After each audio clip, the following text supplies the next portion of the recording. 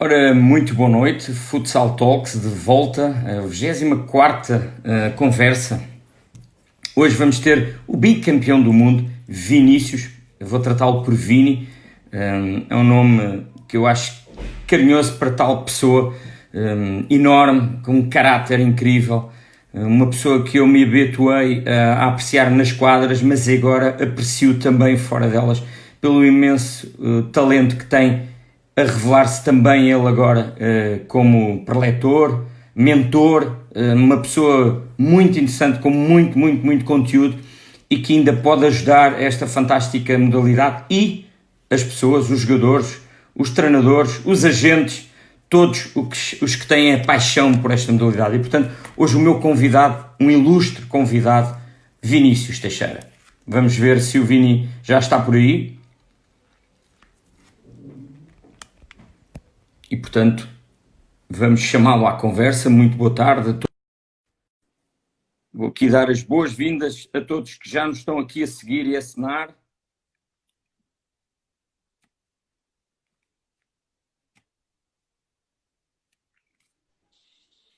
Olá, muito boa noite em Portugal, boa tarde aí no Brasil. Vinícius Teixeira, como estás?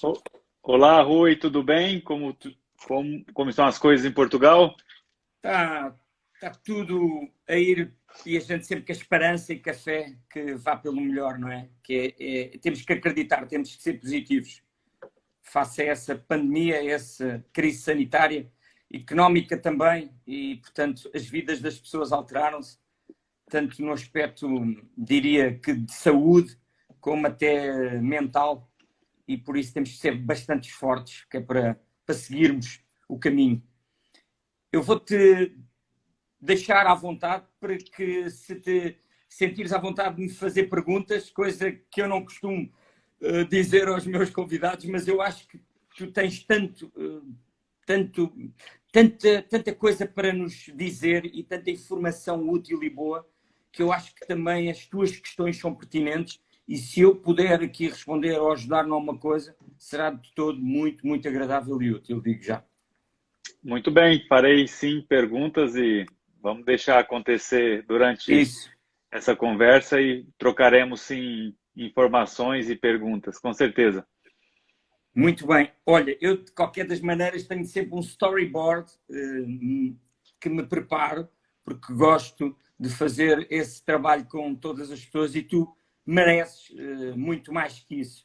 Eu sinto-me lisonjeado, porque tu foste um jogador tremendo, com um caráter incrível, tens uma história fantástica, porque em todos os teus obstáculos tu te preparaste sempre muito bem, continuas a ser uma pessoa muito lúcida de ideias, continuas-te a preparar, a fazer o teu caminho e, portanto, esse propósito está muito bem presente em ti. E era o que eu dizia aqui antes de entrares. Eu habituei-me a olhar para ti como jogador, como uma pessoa que eu identificava, que era um ídolo para mim, mas após o teu final de carreira, há cinco épocas para cá, fizeste aí, diria que uma pausa, anos sabáticos, mas não deixaste de te formar, ou seja, tu tiraste inclusive, penso eu, formação em Direito, penso eu que terás tirado na licenciatura mesmo em Direito, penso eu, não sei se estou a dizer alguma inverdade.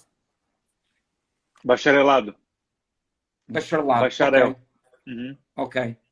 Mas não deixa de ser formação bastante útil e de veras importante para continuares e fazeres o teu percurso agora enquanto pessoa, enquanto dual, carreira dual, porque tens que continuar a tua vida, tens que uma família para sustentar, e filhos, inclusive, e, portanto, tudo isso faz parte. E, portanto, eu ia tratar-te por Vini, se assim me permitires, não sei se permites. Eu acho que Vini é um nome bastante carinhoso. Estás-me a ouvir, Vini? Sim, Acho que fique à estamos com vontade, Rui. cortes. Estamos aqui com alguns cortes, eu não sei se me estás a ouvir.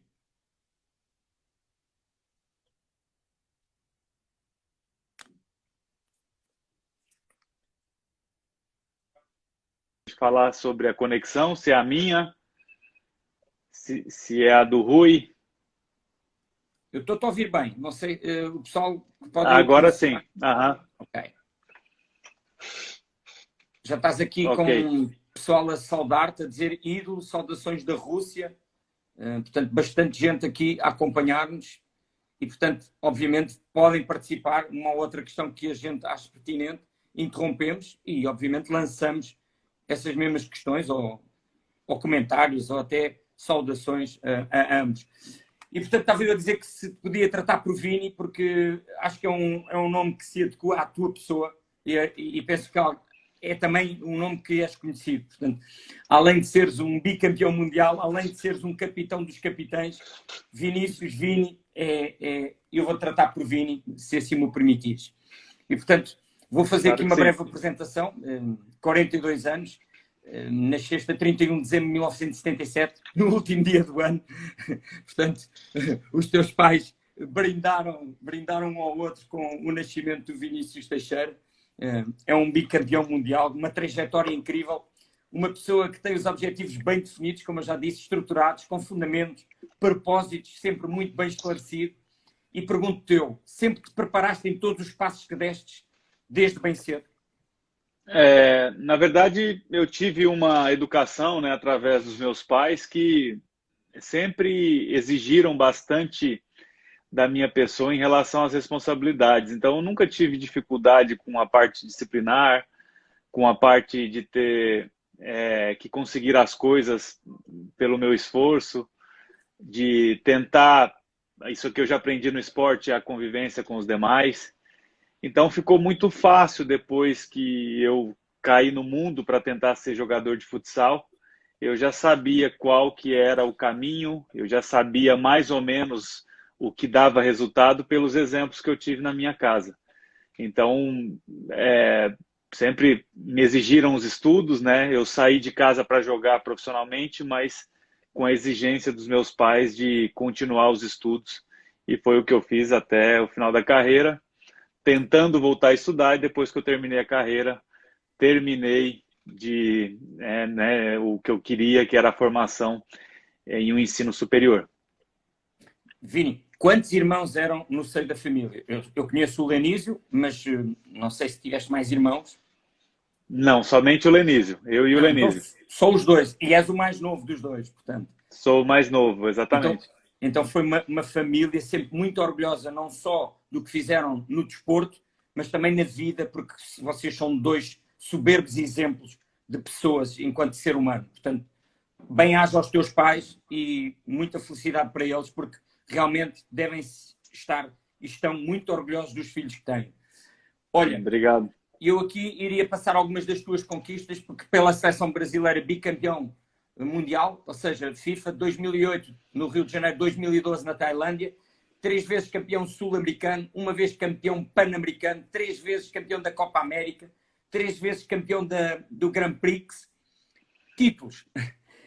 Tiveste a felicidade de passar pela Liga Brasil, Liga Espanha e Liga Rússia e seres feliz em todas elas. Apesar na Rússia só uma época, mas muito feliz. Uma época quase completa. Portanto, 5 ligas nacionais brasileiras, no antes e no regresso. 4 ligas de Espanha, sempre pelo El Pozo. 2 Copas de Espanha, 2 Supercopas também de Espanha. Uma Taça Brasil, um Sul-Americano de Clubes e uma Liga Russa. Penso eu que não terá faltado nada daqui daquilo que tu ganhaste e conquistaste por mérito próprio. Mas pergunto-te, faltou acrescentar aqui algum título a estes? Faltou uma UEFA. Faltou, né, Rui? A Liga dos Campeões, não é? Isso, E você sabe bem. Bateu várias vezes ali na trave, não é, Vini? Especialista em derrotas, né? Em Champions, em UEFA, perdendo de todas as maneiras possíveis. em primeira fase, em segunda fase, em semifinal, em final, ou seja, tem para todos os gostos, derrotas para todos os gostos. Vini, mas isso de certeza que foi um ensinamento para o resto da vida.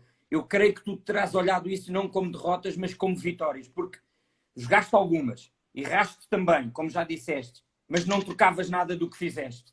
Quase tenho a garantia e a certeza disso.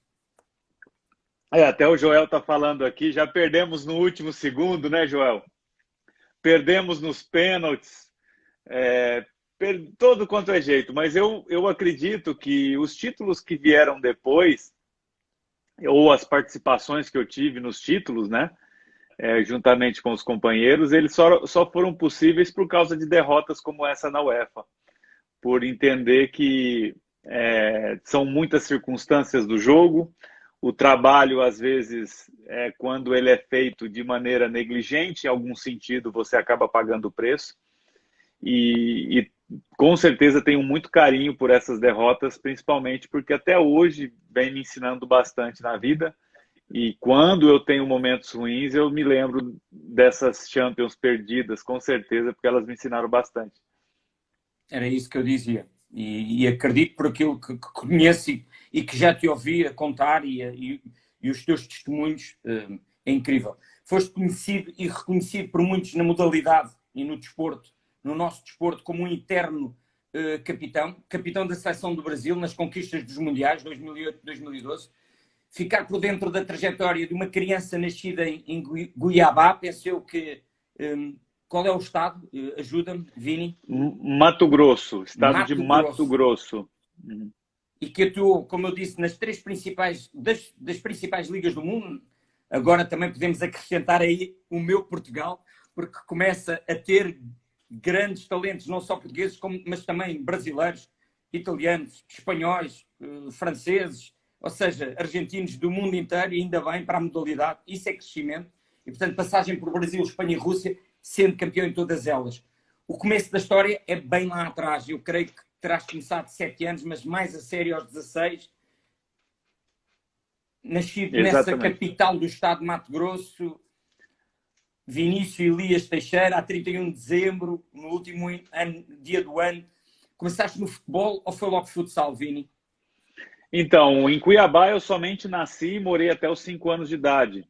Depois eu fui para o interior de São Paulo e jogava futebol primeiro. Primeiro comecei no futebol. Depois, já em Uberlândia, interior de Minas Gerais, eu comecei a jogar futsal e futebol. E quando começou a ficar sério, que foi aos 16 anos, como você bem comentou, eu estava em Araçatuba e recebi que também é interior de São Paulo, que é o maior estado e talvez, com certeza, melhor campeonato, né, de categorias de base. Então eu fui contratado para jogar em Santos, juntamente com o meu irmão, e ali que começou a ficar sério. Foi no interior de São Paulo, onde tudo começou, né? E jogando futsal, porque a decisão foi aos 16 anos, nós tivemos uma proposta para jogar futebol e outra para jogar futsal e acabamos decidindo pelo futsal. E a equipa até tem um nome que parece daqueles das aventuras, dos conquistadores, que é chamada Marvel. Não sei se estou errado, mas essa equipa chamava-se Marvel. É isso? Isso, exatamente. Era uma concessionária de carros. Ok. Sim, era um concessionário, montaram uma equipe aí juvenil, contrataram um monte de jogadores e estávamos aí nessa equipe. Vários jogadores conhecidos depois ficaram muito conhecidos. O Mike, o pivô Mike, jogou na seleção brasileira, Lenísio, Paulinho japonês, muitos nomes, Purão, que jogou na Espanha há muitos anos, enfim, tínhamos muitos atletas ali. O Eller e o Simi não são dessa tua altura? Já é posterior? Não, depois nós jogamos juntos na Wimpro de Guarulhos, uma equipe de São Paulo. Ok. Coincidimos lá. Mas depois, mais a sério, creio que com 19 anos terás tido o contrato com o Atlético Mineiro e aí estreias logo como campeão. Porque tu estás Atlético Mineiro, Carlos Barbosa, Ulbra, tens uma passagem aqui pela Europa, que já vamos perceber essa passagem, regressas a Carlos Barbosa, campeão outra vez, Ulbra, campeão outra vez, portanto, fantástica carreira no Brasil, ainda com 23, 24 anos, portanto, dos 19 aos 24 tens aqui uma ascensão, diria eu, meteórica, mas de muita qualidade e, como estavas a dizer, companheiro de grandes e ilustres jogadores que despontaram nesta fantástica modalidade. Conta lá um pouco esse percurso nestas 3 grandes equipas do Brasil. Então, eu falo, né? Não gosto de falar a palavra sorte, eu falo muito sobre circunstâncias. Eu não tive nenhuma proposta, para que você tenha uma ideia, no juvenil, nos meus anos de sub-20, Estive ali na Wimpro com o Miltinho, né, um grande mestre que eu tive, treinador do Gazprom, né, na Europa, o time mais conhecido que ele treinou, e até foi o único. Ter a sorte de estar com ele, circunstância de estar no juvenil, nós vencemos 2 campeonatos juvenis, sub-20, né, que atualmente é o sub-20, e para o adulto eu não tinha nenhuma proposta, só tinha a proposta do Atlético Mineiro, que era o Miltinho, o treinador, que ele acabou me convidando para ir para essa equipe, e nós conseguimos a Liga Nacional já no primeiro ano de adulto, no meu caso, eu era primeiro ano de adulto, então engatando aí 2 Taças Brasil, né? Juvenil, sub-20, uma Liga Nacional, tudo foi acontecendo de forma muito rápida, muito meteórica. Então, eu acredito que essa circunstância me ajudou demais, porque quando você chega a finais, você está em evidência, você acaba aparecendo mais, você acaba jogando com melhores jogadores e acaba evoluindo, eu acredito, que de uma forma muito mais rápida, né? O convívio com jogadores acima da média te faz evoluir de uma forma muito mais acelerada do que jogando em equipes menores. E depois tive a proposta para ir para fora do Brasil, para o Interview, e continuei nesse progresso, né, nessa progressão, vamos dizer, de conhecimento, de aprendizado. E já tinha 21 anos, mais ou menos, quando eu fui para o Interview, e acelerou muitíssimo esse aprendizado, com toda certeza. Isso foi uma boa experiência. O que é que fez-te voltar ao Brasil? Foi circunstâncias, como tu dizes? Foi uma questão de escolha. O Carlos Barbosa me fez uma proposta para voltar para o Brasil. O Carlos Barbosa já tinha jogado em 1998. Era saudades? Então, não era saudades. Na verdade, foi a questão de eu era solteiro na época. Em Madrid, eu tinha uma vida bastante sozinho, vamos dizer assim. Saía bastante com os espanhóis, mas sentia falta um pouco, até pela idade, né? Eu era muito jovem. E acabei recebendo uma proposta financeira que era praticamente a mesma do Interview. Eles me ofereciam 3 anos, mas o dinheiro era praticamente o mesmo. E acabou que eu decidi voltar para o Brasil, para o Carlos Barbosa, para jogar o Campeonato Gaúcho. E foi uma decisão baseada, talvez, numa circunstância de estar solteiro, de querer viver novamente a vida no Brasil. E nunca te arrependeste de não ter regressado ao Inter Movistar? Então, é algo que eu comento muito com meus amigos e até com os meus familiares. Eu fui para o Interview, Rui, antes do Schumacher e do Marquinhos. E eu fiz uma temporada muito boa, a nível individual. Coletivamente, nosso time não foi bem. Nós perdemos a semifinal da Copa e da Liga. E só que individualmente eu fiz a melhor temporada, talvez, da minha carreira, e me ofereceram 3 anos de contrato, né? O nosso saudoso Manolo Saurin. Então, eu até hoje penso que se eu tivesse ficado no Interview, talvez, né, a gente nunca vai saber, mas talvez eu teria até a possibilidade de ter me naturalizado antes espanhol. E dependendo das circunstâncias, se eu tivesse tido um rendimento como eu estava tendo naquela época, se o Brasil tivesse a política que tinha antigamente de não convocar jogadores que atuavam na Europa, né? Você sabe que não se convocava. Sim, claro. E muitos brasileiros optaram pela seleção espanhola. Perfeito. Então, eu acredito que eu teria até possibilidades. Eu falo por questões de... não por não me sentir brasileiro, mas por questões de talvez...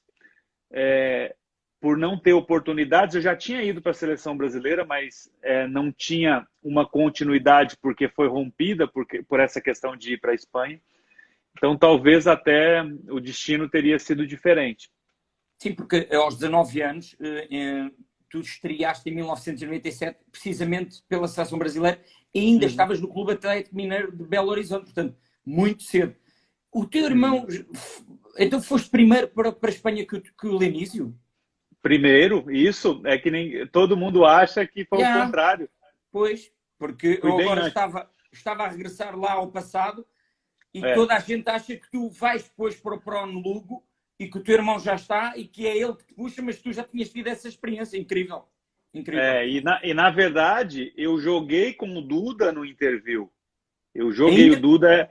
O Duda companheiro de equipe no interview. Então, quando ele me chama, me contrata para o Alpoço, que o meu irmão estava lá, Sim. o Duda me conhecia muito antes do meu irmão. Então quem era o treinador naquela altura no Inter Movistar? Jesus Candelas Ah, já era o Candelas. e depois o Hit, mas ele foi demitido no meio da temporada. E depois voltou para aquela Voltou. máquina verde e titulada que fartou-se de ganhar títulos. E eu quero falar, Rui, da questão de talvez teria tomado outro rumo. A gente tem um exemplo do Saad, do Vinícius Bácaro, do Seco. Todos foram jogadores que jogaram pela seleção brasileira, né? Então, e jogaram pela seleção da Itália por essa questão. Então, eu falo, né? Isso é discussão de papo de bar, como eu disse antes, como eu digo sempre, papo de bar, mas talvez teria sido diferente, né, a história.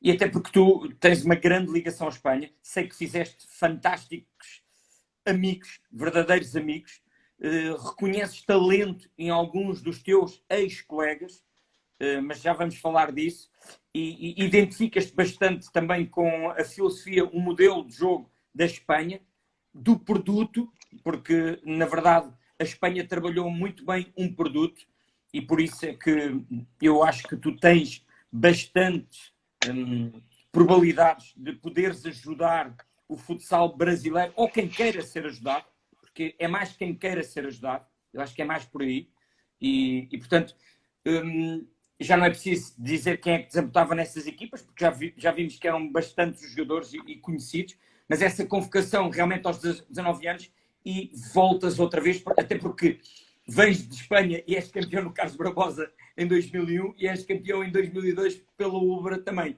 Isso surtiu novamente um convite, mas agora desta vez para o Prono Lugo, portanto ali para o norte de Espanha, até bem perto ali do norte de Portugal, fica ali quase a uma horinha, que eu fui ver um jogo lá, 2 jogos pelo menos lá, e eu não sei. Tu jogaste com o Fernandinho nessa equipa? Não. Não. O Fernandinho foi depois. Eu saí, ele foi praticamente para o meu lugar, vamos dizer assim, né? Isso. Então foi nesse ano que eu vou ver 2 jogos a Lugo e o Fernandinho está lá e eu vi aquele jogador e disse: está aqui um talento puro, para lapidar, e foi dar no que deu. E agora tive a felicidade de me cruzar com ele outra vez aqui no Benfica.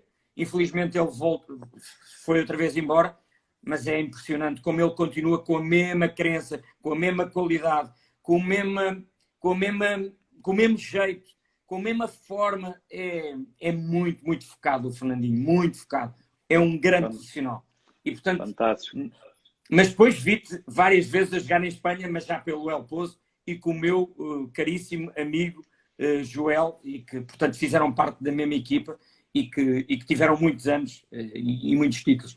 Mas em Espanha estás 2 épocas no Prono Lugo, 7 épocas, creio eu, 1, 2, 3, 4, 5, 6, 7 no El Pozo, vais até à Rússia e depois regressas ao Brasil. Mas rumo à Europa, uma primeira experiência em 99, 2000, conta-me em Lugo, bons momentos, 2 épocas, aprendizado, como é que correu tudo isso? Eu tive, infelizmente, vamos dizer, uma má sorte em Lugo, muitas lesões. Eu machuquei o ligamento cruzado do joelho esquerdo. Eu tive problemas na panturrilha, né, nos gêmeos aqui na perna. Fiquei mais tempo no departamento médico do que jogando. Infelizmente, foi um período muito difícil para mim. Tenho boas lembranças dos profissionais que eu conheci ali, né? Pablo Prieto, o Tite, o preparador físico que hoje é do Inter Movistar, Tino Pérez, treinador do Inter Movistar, jogadores fantásticos, né? Como Gustavo Marques, um brasileiro que me tratou muito bem, me ajudou bastante. Então, tive bons relacionamentos, mas infelizmente, profissionalmente, foi muito difícil para mim pelas lesões. Período complicadíssimo que eu tenho assim uma pena no coração por não ter devolvido a Lugo toda a aposta que eles fizeram por mim. E infelizmente as coisas não aconteceram como eu imaginava ali. Sim, eles resgataram novamente para a Liga Espanhola. Na altura, já a Liga Espanhola era das melhores, onde estavam concentrados os melhores jogadores, onde os contratos financeiros também eram já bastante apetecidos. E, portanto, por isso é que tem 30 anos de Liga Espanhola ao mais alto nível e continua a ser uma referência mundial. Mas El Pozo, uma excelente equipa, recorda-me alguns jogadores, porque o treinador já era o Duda. E O conhecia treinador bem. era o Duda. Exatamente. O Duda, ele...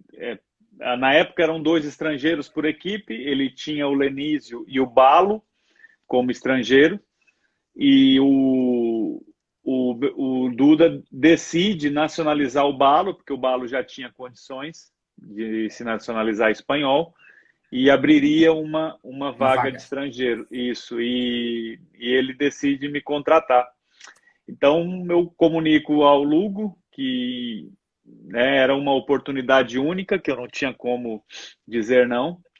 Ajudo nessa contratação do Fernandinho, faço um pouco aí essa intermediação, né, ajudando de alguma forma, e deu tudo certo, e o Lugo teve uma grande temporada com o Fernandinho, chegaram à final de Copa, perderam somente para o Inter Movistar na época, então acabou sendo positivo para mim e para eles também. Eu acho que o Fernandinho deu muito resultado ali em E Lugo. depois dali foi para a Rússia e fez a carreira que fez. Várias, Exatamente. 11 épocas, penso eu, ao mais alto nível.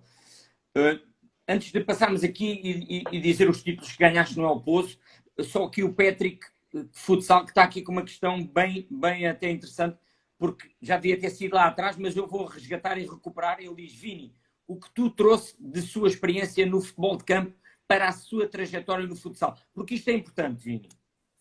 Eu jogava futebol de campo, né?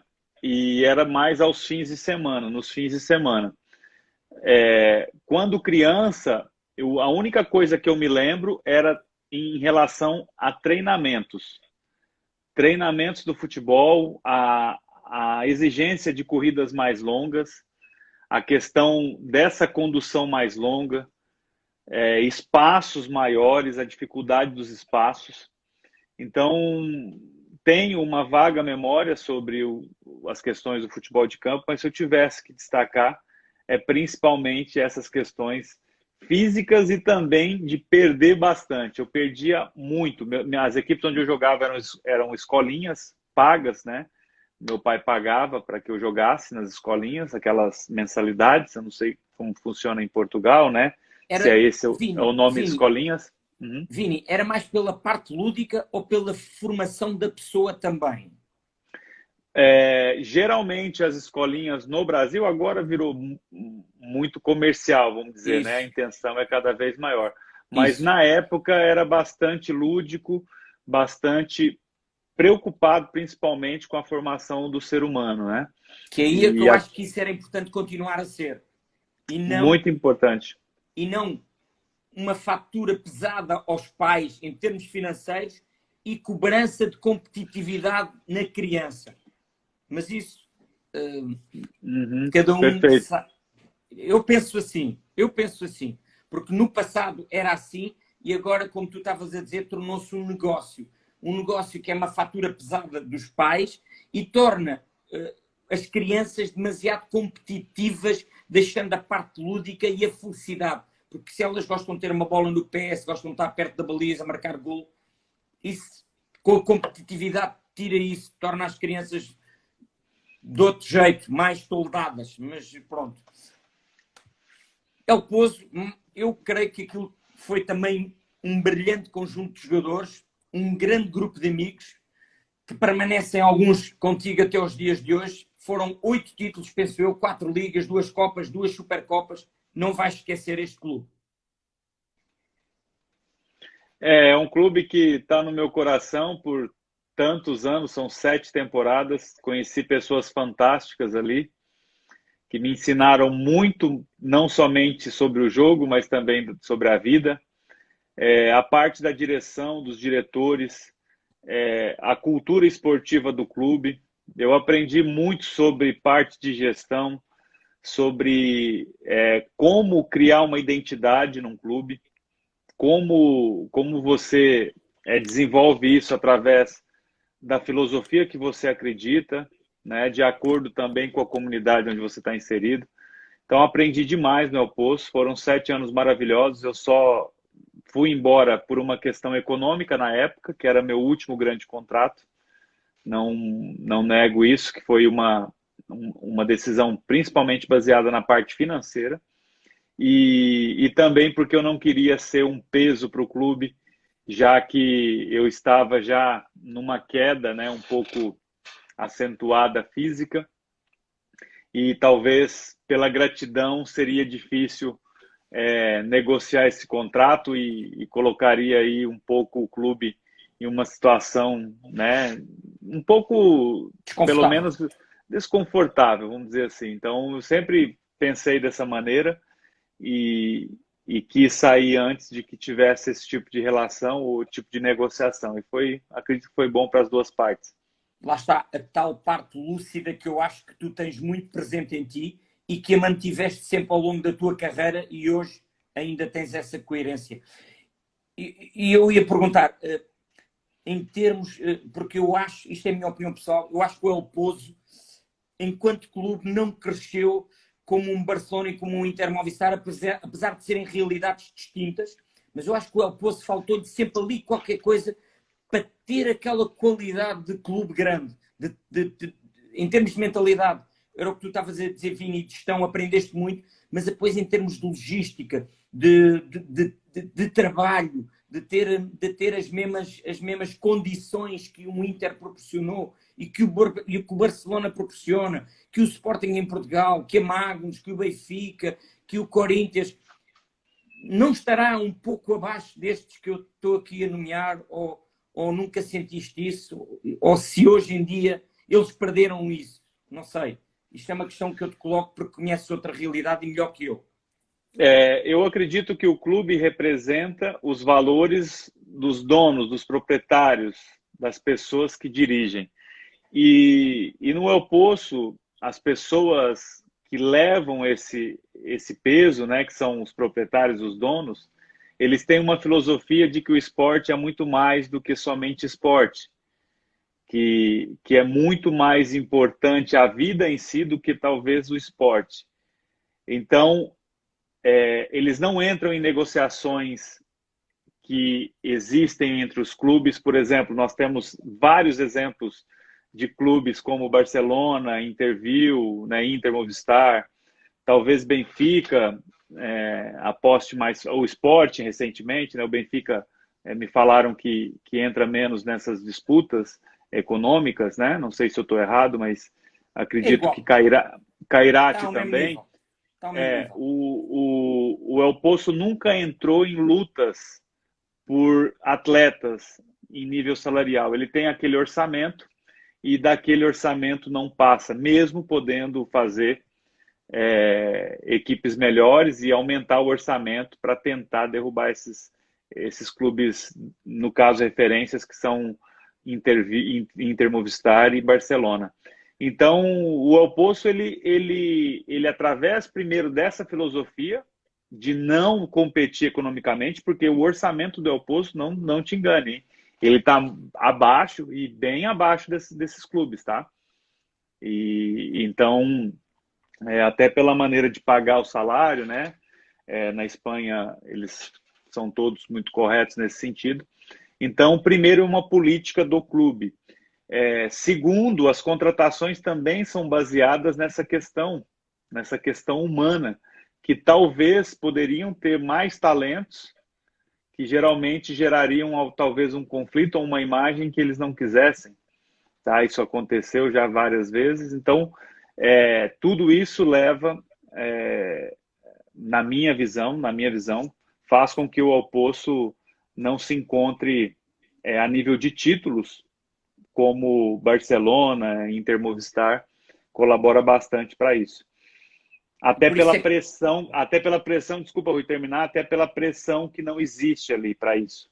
Existe uma pressão, entre aspas, somente para que você chegue entre os quatro, para que você mantenha uma imagem, que você tente gerar um espetáculo que atraia a comunidade. Então, isso tudo eu acho que influencia. O El Pozo é reflexo da sua direção, imagino eu. Isso faz-me assim rapidamente ter aqui duas conclusões, Vini, que é a continuidade do Duda durante tantas épocas Perfeito. e a prata da casa com duas grandes referências que foi o Alex e o Miguelin, que continuam. Mas antes do Alex e o Miguelin, outros houveram que fizeram esse mesmo percurso. Exatamente. Tal e qual. Na verdade, o El Poço da categoria de base, nós temos o Alex, temos o Bebe, temos Juanjo, nós temos Juanpi, que está no Cartagena, nós temos Fernando, que também chegou jovem, nós temos o Matheus. São muitos atletas nos últimos anos que saíram ali da canteira, vamos dizer assim, do El Poço. Dessa fornada. E eles respeitam, por isso que eu digo, primeiro está a filosofia antes que os resultados, certo? E isso é filosofia. E acho que é totalmente louvável qualquer tipo de decisão, apesar de que a torcida exige bastante essa mudança de mentalidade, mas é algo que representa muito a filosofia de quem dirige. E vejo que tu falas com um certo carinho, porque até afirmas nós temos, ou seja, como se ainda fizesses parte dessa família, e a minha pergunta era mesmo nesse sentido. Tu sentes ou sentiste o El Poço como um grupo, uma família, ou foi antes um excelente grupo de atletas profissionais? As relações com os atletas transcenderam a quadra, né? Foi muito mais do que companheiros de clube. Até porque eu tenho um pensamento comigo que a grande maioria dos atletas, eu acredito que acabam esquecendo, que quando você conquista bens materiais através do esporte, as pessoas que estavam do teu lado dentro da quadra são responsáveis direto por esses bens materiais que você consegue fora da quadra. Então, eu tenho uma gratidão enorme, porque eles me proporcionaram muitos títulos e também sucessos profissionais que retornaram de forma econômica para mim. Então, jamais vou esquecer esses companheiros, o clube, pela maneira que me tratou, pela maneira que me ensinou durante todos esses anos. Então, o El Poço, quando eu vejo resultados ruins do El Poço, tem um carinho grande para outras equipes, mas se eu tivesse que escolher uma equipe, talvez o El Poço seja a que mais eu tenho esse sentimento de até fazer parte, né, do clube, pela filosofia, que eu me identifico bastante, e por tudo que me deram durante todos os 7 anos que eu estive por lá. Isso quase que me impõe uma pergunta. Gostavas de voltar outra vez onde foste feliz? Eu não tenho esse pensamento saudosista no sentido de querer viver tudo novamente. Nisso não tenho realmente. Mas se algum dia eu tivesse algum convite para trabalhar nesse clube, principalmente, eu não teria dúvida que me balançaria bastante. Mas é por uma questão profissional, não por reviver algo do passado. Certo. É por filosofia realmente, porque me identifico bastante com a maneira de pensar do clube, né? Já afirmaste, Vini, que estás grato ao El Poço, mas tens consciência que terás marcado a história do El Poço também? Ou achas que foste mais um a contribuir para a história? Então, até eles me mandaram tem um livro, né, que fizeram da história do clube. Eu estava situado até então, acho que continuo como o terceiro goleador, né, máximo goleador do clube. O Paulo Roberto é o primeiro, o Kike é o segundo e eu era o terceiro, né, com somente, acredito que um gol a mais que o meu irmão Lenísio, se eu não me engano. Então, é algo que é difícil, né, não tá marcado por um número tão relevante, por também ter feito parte da época mais gloriosa ali do clube, né? Dos anos que nós conseguimos conquistar ali 4 ligas nacionais, 4 ligas espanholas. Então, tenho certeza que está marcado. Não sei a que nível, isso eles teriam que dizer, mas sei que está marcado, sim, no nome na história do clube. Falcão é Falcão. E teve uma história contigo incrível. Mas eu gostava aqui de tocar alguns nomes do El Poço, e tu já disseste aí o Paulo Roberto, o Lenísio, o teu irmão, o Kike, o próprio Álvaro, escolhe um ou dois e fala-me deles enquanto pessoas, enquanto ao teu lado, enquanto jogo, enquanto fora do jogo, e que ainda são o prolongamento nas ideias, agora que já não estão a disputar esse mesmo jogo. O Kiki foi o jogador que eu mais me entendi dentro da quadra, não tenho dúvidas. A maneira de enxergar o jogo, de enxergar o esporte, enfim. Até eu estava mexendo aqui nas minhas coisas e peguei alguns presentes que ele tinha me dado. A gente, né, trocava muitas informações fora da quadra. Então, e fora da quadra também, tínhamos muitas coisas em comum. A maneira um pouco a gente falava, nós somos pessoas raras no sentido de que somos pessoas ranzinzas, pessoas um pouco isoladas do social, somos pouco sociáveis fora da quadra, então a gente brincava com essas questões e a gente se entendia muito por causa disso. O Joel está rindo aqui, ele sabe que isso acontecia, e também o Álvaro, talvez, pela questão de... Eu sempre me dei muito bem com os jogadores da minha posição, Rui. Sempre tive um carinho muito grande porque era o jogador que eu mais competia, né, por minutos. E no final, são os jogadores que mais te elevam o nível, porque você tem que mostrar algo que ele não tem para o treinador, para convencer esse treinador que você merece mais minutos. Então, o Álvaro, ele era fantástico, o jogador mais inteligente que eu já joguei, não tenho dúvidas, pela condição física, né, que ele tem. Conseguir fazer e ter o resultado que ele tinha é uma coisa inimaginável. Então, o Álvaro são os dois que eu sempre estou citando nos meus posts, porque eu acho que eles têm muito a ensinar a muita gente. O Álvaro é aquele que a gente diz que é o falso lento, que parece que não corre, e lá está. Posicionamento, visão periférica. Sabe estar no sítio certo sem despender energia. E o Kika realmente era uma personalidade, eu não diria única, mas diferente. E recordo-me variedíssimas vezes, e porque eu via o jogo de outro ângulo e de outro local que não o vosso, e lembrava-me que ele era sempre uma pessoa muito positiva. Levantem a cabeça, têm que saber vencer para saber perder, ou vice-versa, têm que saber perder para saber vencer. Ele dizia isso constantemente. Era um capitão à séria. E creio que tu traz uma história no Mundial que na véspera da final vão tomar todos café. E, portanto, isso é uma história riquíssima, brutal, e porque os adversários é lá dentro, e lá dentro é que nós disputamos o jogo. Cá fora somos seres humanos, sociais, e, portanto, gostava que contasse aqui para todos que nos estão a assistir e que nos podem depois ouvir essa história brilhante.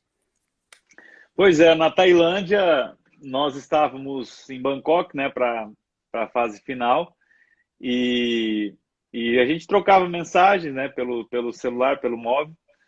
E antes da final, nós estávamos já classificados para a final, existia ali alguns dias de diferença da semifinal para a final, e combinamos um café, de tomar um café, o Álvaro, o Kiki e eu, antes dessa final. Era o último jogo que a gente ia fazer entre Brasil e Espanha, nós participando desses jogos.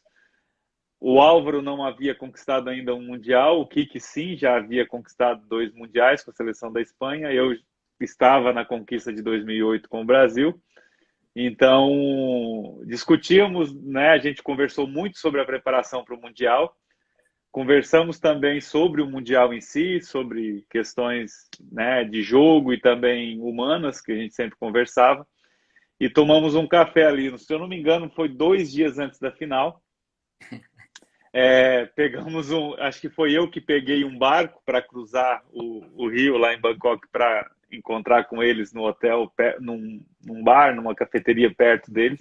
Excelente. E claro, comentei com o Gabriel, que era meu companheiro de quarto, não falei com mais ninguém, mas é como a gente sempre encarou o esporte, né? Que a briga é dentro da quadra, que a vida continua, que os valores aprendidos são muito mais importantes do que meros troféus e medalhas. E ali no vestiário também temos uma foto muito legal, a gente se cumprimentando. E nós falamos naquele momento no corredor para entrar na quadra que, por fim, vai acabar essa agonia de não dormir antes de um jogo como aquele, vai acabar essa agonia de ficar todo, a gente falava, né, com medo cagado de perder, de perder um jogo enfim, ficar como marcado como uma geração perdedora.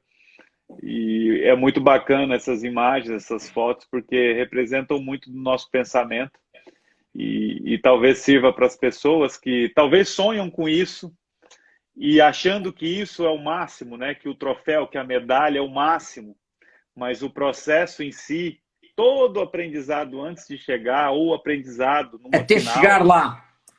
é muito mais importante, é muito mais valioso, é o que fica, é o que vai te dar sustentação para conseguir outras coisas na vida. Então, foi muito legal ver isso. E depois ele me falou, até faz pouco tempo, ele falou assim: ô Vini, você sabe que eu fiquei sabendo depois que se a gente ganha aquele Mundial, eu teria sido o único tricampeão mundial de futsal. Eu não sabia. Eu falei, caramba, cara, que loucura. Ele falou, ainda bem que eu não sabia antes. Assim ficaram Não, os dois com bicampeão, ou seja, foram os dois duas vezes campeão. falei para ele, melhor, terminamos empatados. Isso. Melhor assim.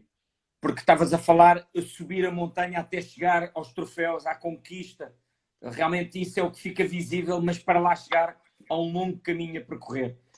E eis que termina a aventura da Europa, antes de passarmos à seleção, e o regresso ao Brasil para jogares na Intel, 3 épocas, mesmo assim vences em 2012, 2013. Em 2014 já é o Magnus, mas há pouco dizias que já não estavas nas tuas melhores faculdades, capacidades, até porque foram muitas operações ao joelho, foram 6, creio eu, cirurgias, e não eras tão forte no teu jogo, mas eras forte no jogo, porque a experiência, a vivência, aquilo que podias transportar para os colegas que estavam na altura na Intel, a referência, o líder, a liderança, a gestão emocional, porque recordo-me aqui há uns dias colocaste no Instagram e eu gosto de ler as imagens. Disseste, quando comecei lá atrás, houve uma bola parada que fizemos, deu gol e fomos campeões. Em 2012 ou 2013 repetimos essa bola parada, não com os mesmos protagonistas, como é óbvio. Acho que foi na Intel, até foi o Jackson, como é que ele se chama? Na Crona Joinville, né? No Jack. Isso, exatamente. Foi ele que marca aquele livro, tu dás a pisada.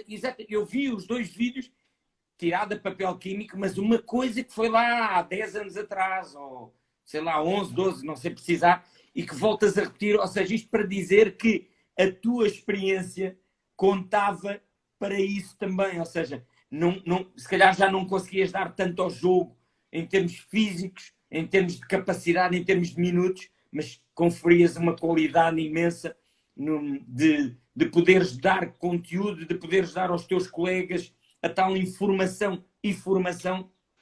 Explica-me, esses 3 anos não foi um sacrifício para ti, foi outra forma de estares no jogo e na equipa. Na Intel foi um presente que eu recebi no final da carreira. Lindo. Ter sido contratado por um elenco tão qualificado, né? Tinha Falcão, Gé, Guita, Marinho, Cisso, Davis, muitos jogadores de qualidade, Caio, Augusto, enfim, muita gente boa. E acabou que a minha função naquela equipe era não atrapalhar, principalmente, de verdade. Era dar sustentação para aqueles jogadores que estavam em uma forma física fantástica. Então, foi bem legal essa transição de ter um peso maior no jogo, de ter uma incidência muito maior no jogo, que foram os anos de El Poço e os anos de Atlético Mineiro, Carlos Barbosa e Ubra, para passar a ser um cara de sustentação, aquele cara que tenta potencializar o que os demais têm de melhor. Então, foi um aprendizado para mim muito grande essa questão. Foi um aprendizado mental também de aceitar as limitações, de aceitar que você já não consegue fazer o que fazia antes e tentar ser útil de outra forma. Foi muito bacana, muito legal. E uma pena a gente não ter conseguido na Intel o tricampeonato da Liga Tricampeonato. Nacional. O tricampeonato, nós conseguimos 2 e perdemos na terceira final contra o Magnus, né, contra o Magnus. Brasil Quirim. É o Brasil Quirim de antigamente, vamos dizer assim. E foi uma pena porque teria marcado aí, né, o nome na história da Liga Nacional. Isso foi um grande presente, foi mesmo um presente, diria que, a encerrar uma carreira fantástica, foi com mimo e carinho. Foi o Falcão que te convidou, Vini? Não, foi o pessoal da Intel, né? Quando eu voltei, eu estava me recuperando de uma cirurgia que eu tinha feito, depois da rescisão do contrato lá no Dínamo da Rússia. E eles me ligaram. Eles, claro, que comentaram com o Falcão, como deve ter comentado com o Falcão, ele me ligou, mas eu já tinha conversado com a diretoria. Eu não sei se foi ele, realmente nunca perguntei, mas ele me ligou depois para saber o que estava acontecendo, porque eu não tinha acertado até aquele momento, né? Mas eu acho que foi a direção mesmo da Intel, o Sidão e o Carlão ali, que eram os responsáveis que decidiram apostar pela minha contratação. Vini, vou-te fazer aqui uma questão. Não sei se tens tempo para abrirmos depois outra live. Eu tenho um pequeno compromisso às 6h15. Isso dá que então temos 20 minutos, é isso?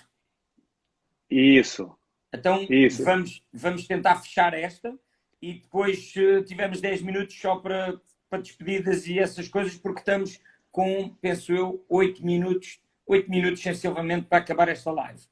Ok, então vamos à seleção. Vou aqui acelerar um pouco mais da seleção, porque o último jogo pela seleção foi na Copa do Mundo FIFA 2012, na Tailândia, onde sagraste campeão do mundo, novamente, bicampeão. Foi o segundo título conquistado a representar o Brasil e, portanto, já tinha sido em 2008. Foram mais de 200 jogos pela seleção brasileira entre os anos 97 e 2012. 2 mundiais conquistados, mas eu creio que terão sido diferentes.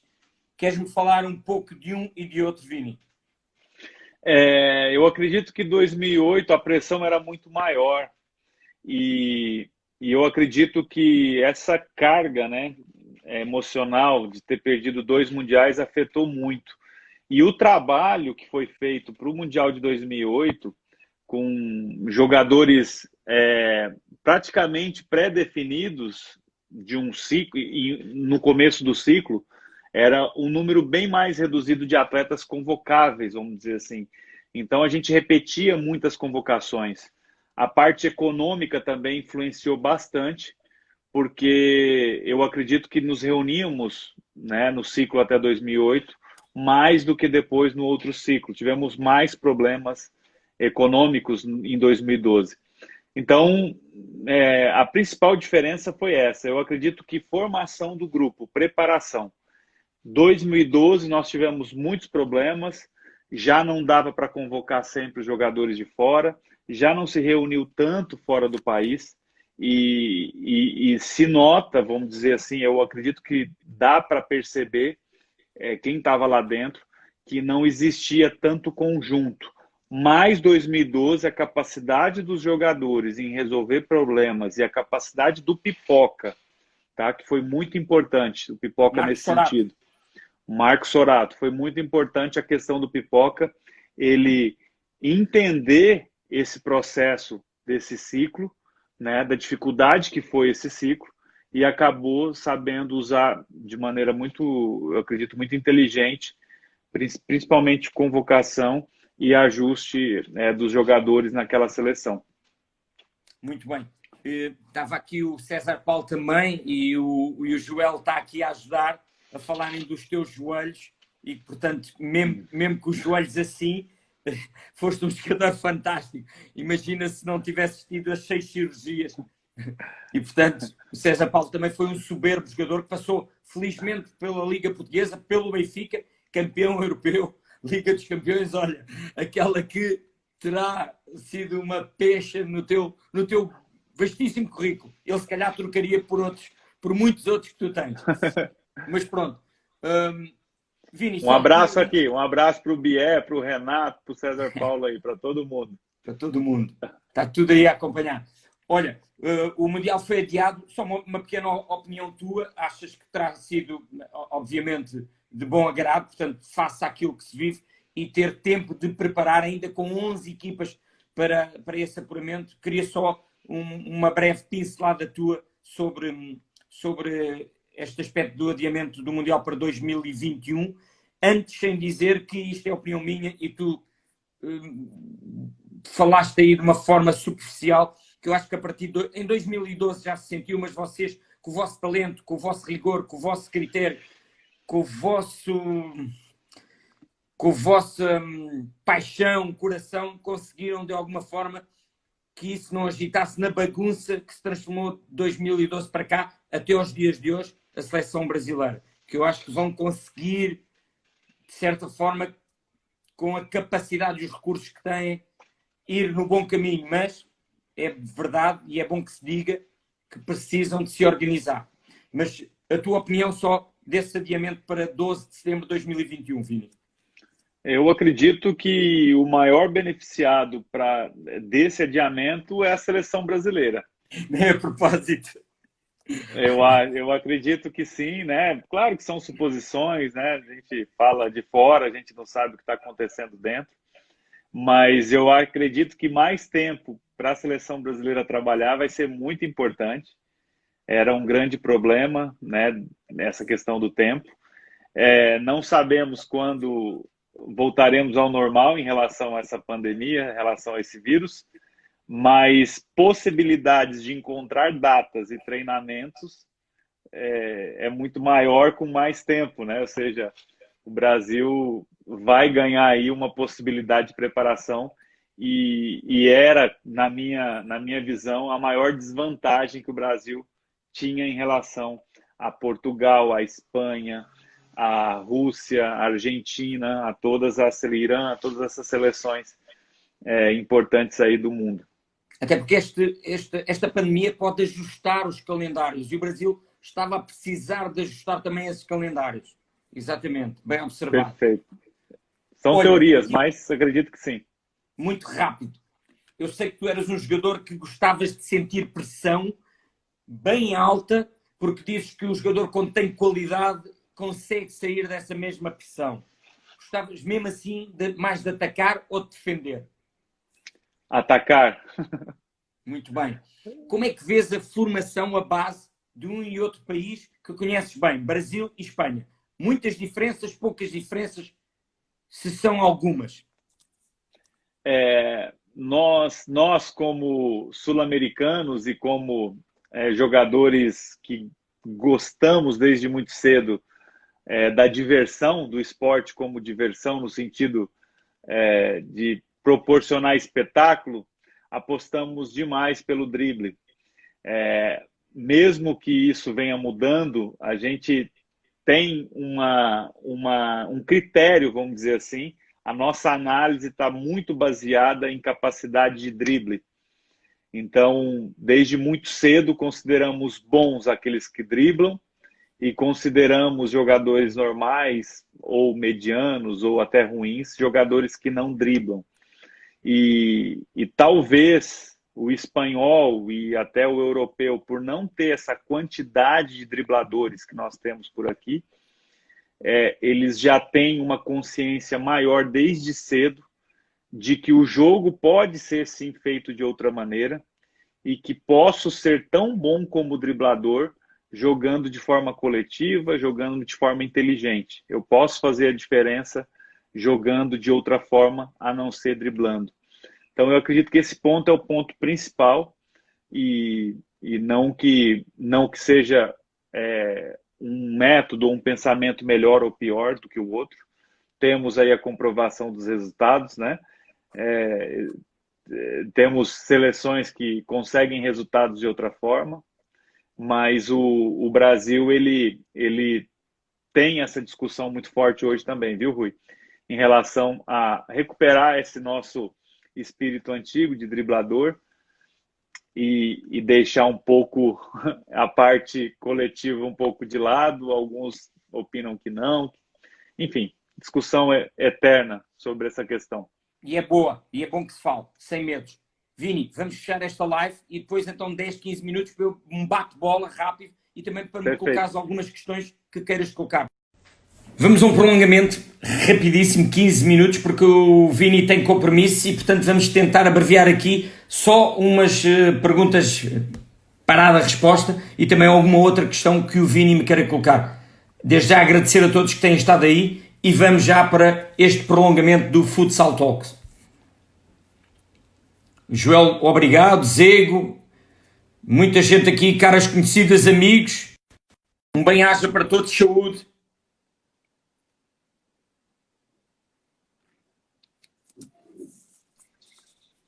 Vini, estamos de volta. Muito estamos rápido, de volta, vou aproveitar estes 15 minutos de ouro. Assim que tiveres que sair, diz para sairmos. Um jogador brasileiro, um espanhol, um português ou russo que gostasses para jogar ao teu lado? Hoje ou de sempre? Como queiras. O palco é teu. A quadra é tua. Eu vou escolher com quem eu não joguei. Essa é uma boa, então. Boa, então.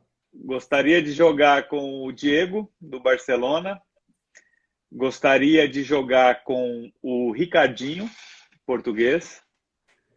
Gostaria de jogar com o Luiz Amado.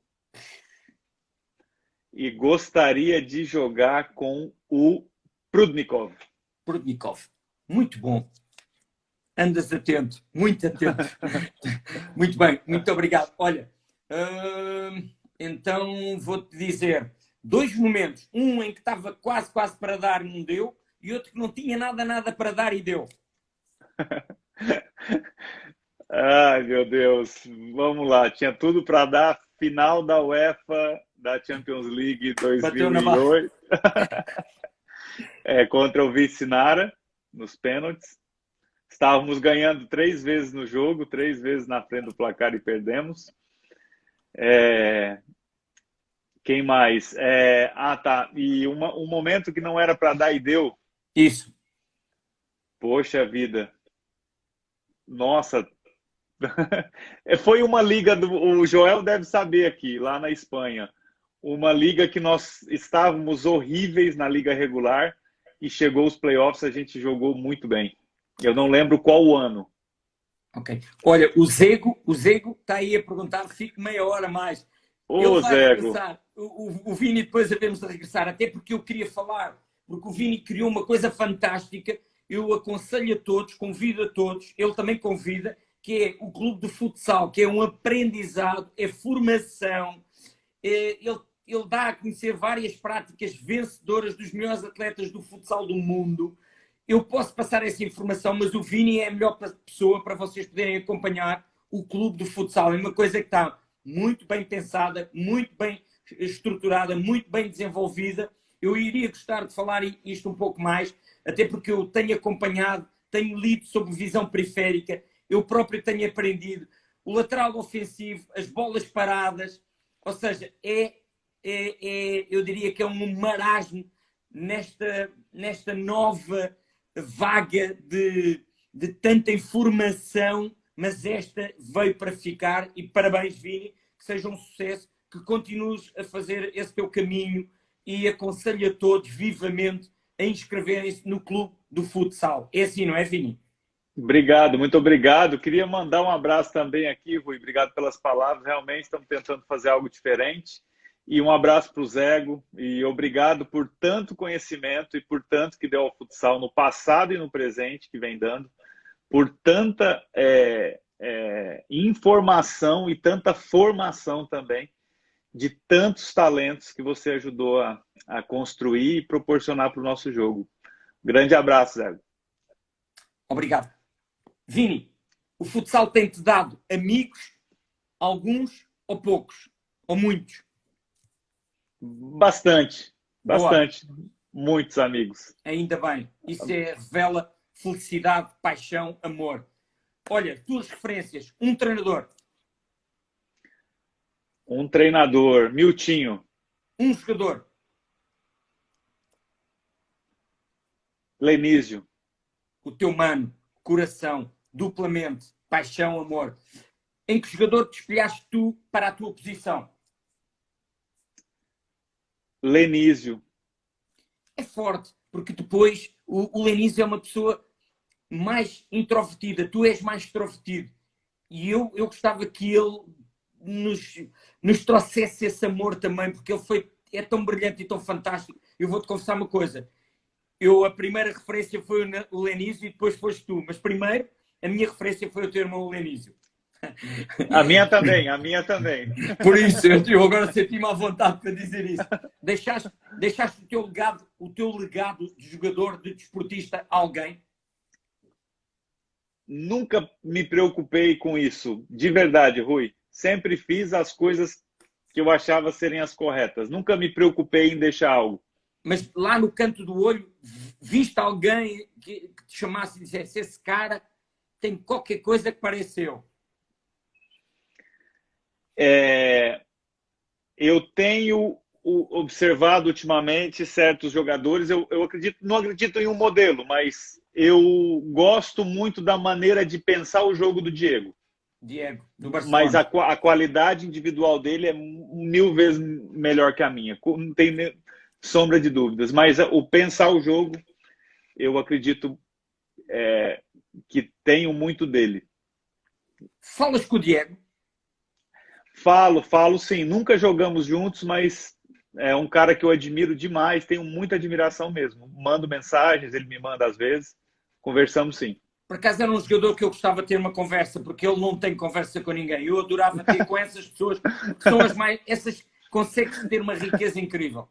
Fica aqui o desafio. Não sei se ele nos está a ouvir, mas era bom. Eu teria todo o prazer e todo o gosto. O teu melhor golo, ou o teu golo, ou o golo que tu te vem à memória? Final do Mundial 2008. Boa. Melhor equipa ou grupo? Boa pergunta, hein? Seleção Brasileira de 2008. Fantástico.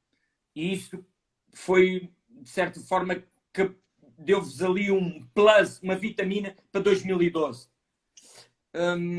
O teu 5, e não podes ficar em cima do muro, como vocês dizem no Brasil, dos que jogaram contigo. Desta vez é dos que jogaram contigo. Perfeito. Dos que jogaram comigo. Isso. Poxa vida. Vou colocar... Meu Deus, cara. Aí eu joguei com muita gente boa, cara. Então, tu e o teu irmão, já estão 2, falta 3. Pois é, cara. Falcão tem que estar aí nesse quarteto. Eu vou jogar também, porque o time é meu. Isso. Lenísio. Vamos botar o Índio tá aqui, ó. Boa. Vou botar o Índio. Caracaço. Ah, fechou. E o goleiro eu vou colocar o Rogério goleiro, porque era o mais engraçado. Pra gente rir demais, jogar baralho, vou botar o Rogério. Boa. Muito bom, muito bacana, como vocês falam. Olha, para não te estar aqui, uma frase para descrever Brasil, Seleção Brasil. Brasil, capacidade de improvisação. Atlético Mineiro. Começo de tudo. El Pozo Múrcia. Meu Deus, meu time do coração, vai. Família. Suporte. Os pais. Meu Deus.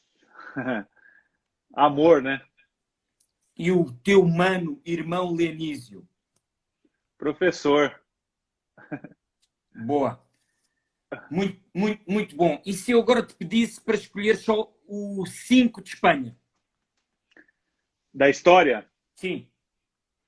Luiz Amado, Kiki, Daniel, Javi Rodrigues. Uma pergunta agora, o pivô vai ser complicado, hein?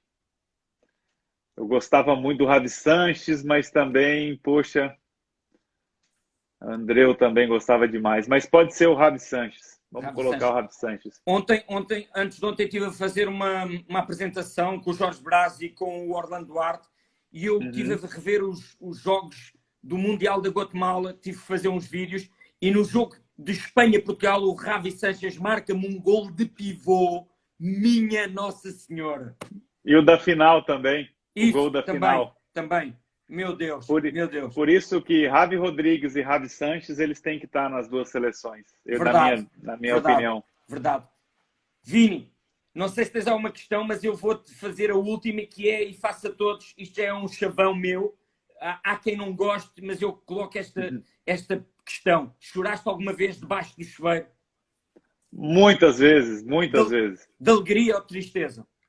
Tristeza, raiva, alegria, de tudo. Boa. O meu muito obrigado, estou-te grato. Continua com o Clube do Futsal, com essa paixão, com essa formação, com essa tua identidade, educação, tudo o que recebeste dos teus pais. E muito, muito obrigado mais uma vez. Se tens alguma questão, força. Muito obrigado, Rui, pelo convite. Parabéns por tudo que você faz pelo futsal, principalmente em Portugal. Fiquei tão feliz com as últimas conquistas, né, dos portugueses. Eu falo no futebol e no futsal também. E um grande abraço aqui para o Carlinho, para o Zego, para o Joel, né, grande companheiro aqui, o Gajo. A gente chamava ele de Gajo. Uma felicidade estar aqui com ele. É uma figuraça. E então, Rui, muito obrigado pelo convite. Estaremos em contato e quem sabe a gente se vê ano que vem lá no Mundial. Era bom sinal. Minha gratidão, muito obrigado. Uma continuação de uma boa tarde, saúde para a tua família, para ti, para os teus, para os que te amam, para os que amas, e continua com essa paixão que eu também continuo. Muito obrigado a todos. O mesmo a você também, tá? Um abraço a todos que compareceram aqui. Um prazer estar falando com todos vocês. Obrigado.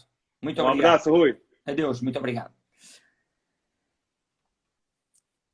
Foi Vini, como todos o conhecem, tanto fora como dentro da quadra, é espetacular, é emocionante, é bom, é agradável, a conversa flui, é uma pessoa com muito conteúdo.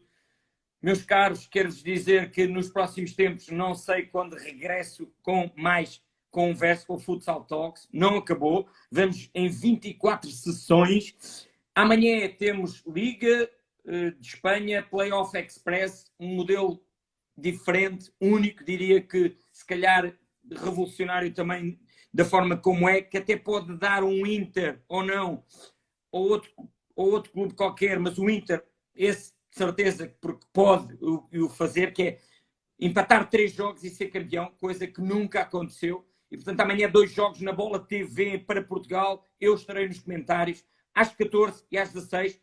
Quarta-feira, novamente, às 14 e às 16, mais 2 jogos dos quartos de final. E, portanto, a todos um bem-aja. Depois, quinta-feira, provável, se estiver convidado, vou anunciar. Na sexta estarei no Web Futsal, penso eu, no canal, também no programa, mas é agora com uma nova hora, às 23 horas de Portugal. A todos um bem-aja, continuação, saúde e muito obrigado pelo tempo despendido. Até breve.